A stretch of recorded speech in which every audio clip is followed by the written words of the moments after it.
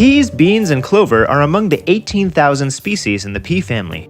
Most species in this family, including these three, are known as nitrogen fixers. They increase the level of nitrogen in the soil, which plants need to produce protein so they can grow, and chlorophyll so they can photosynthesize. One way to use this in the garden is to interplant nitrogen fixers with other plants that need a lot of nitrogen.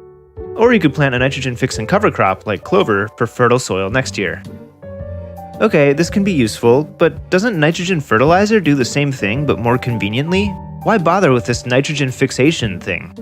Understanding this requires us to understand how nitrogen fixation works, which in turn requires us to understand the broader nitrogen cycle.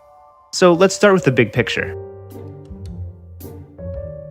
Nitrogen makes up 78% of the Earth's atmosphere by volume.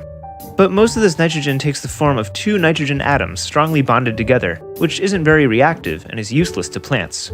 For it to become plant available, we need the help of bacteria. Various species of bacteria eat atmospheric nitrogen and poop out ammonium. This gets eaten by other kinds of bacteria, which poop out nitrite, which gets eaten by yet another kind of bacteria, which poops out nitrate. All of these forms of nitrogen are available for plants, especially nitrate, which is the easiest for plants to use. Plants can take this up directly if it is near their roots, but they most often rely on strands of fungi that attach to their roots and bring nutrients to them in exchange for the sugars and carbohydrates the plant roots exude. Dead plant material is also rich in nitrogen and gets brought down with the help of worms, whose poop is a delicacy among nitrifying bacteria. Some of the ways nitrogen exits the soil is when the crop is harvested, when water carries it away, or when it becomes gaseous and returns to the atmosphere. Or if the soil lacks oxygen, different anaerobic bacteria grow, which convert nitrates back into atmospheric nitrogen. Notice that these things only happen with loose nitrogen in the soil, not with nitrogen inside organisms. Okay, so we know that the nitrogen cycle depends heavily on life in the soil. Without them, the plants would be quite sad. But you may have noticed, if the fixation process is done by bacteria, where do nitrogen-fixing plants fit into this? Believe it or not, nitrogen-fixing plants don't fix nitrogen. Rather, they create habitat for the bacteria that do. The roots of this clover plant have little nodules that house huge amounts of nitrogen-fixing bacteria. The ammonium that these bacteria create slowly releases into the soil for neighboring plants and microorganisms to use. When the plant dies, the bacteria disperse into the soil, resulting in an abundance of bacterial allies for future plants' nitrogen needs. You know how earlier I said that water can carry soil nitrogen away? This nitrogen ends up in rivers, which can disrupt the ecosystem by enabling algae to dominate.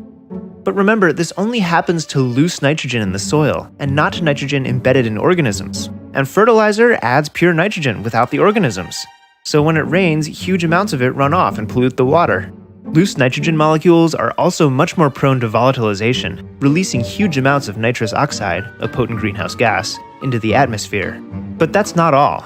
Such quantities of pure nitrogen irritate earthworms, which end up dying or leaving. It disrupts the helpful fungus on plant roots and changes the soil pH, making it inhospitable to bacteria. In short, it kills the soil. When the nitrogen all gets used up or washes away, the organisms aren't there to help the plants get more, so now you have to add more fertilizer, which worsens the problem.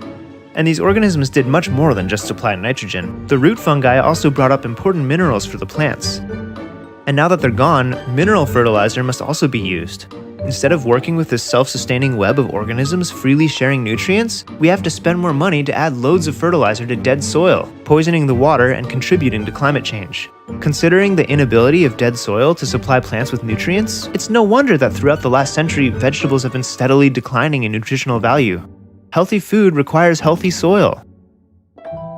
So if the soil around you is rich and alive, try to keep it that way. But if, like most of us, the soil around you is dead or dying, nitrogen fixers can help to add a little more life so that someday our tiny allies under our feet will come back.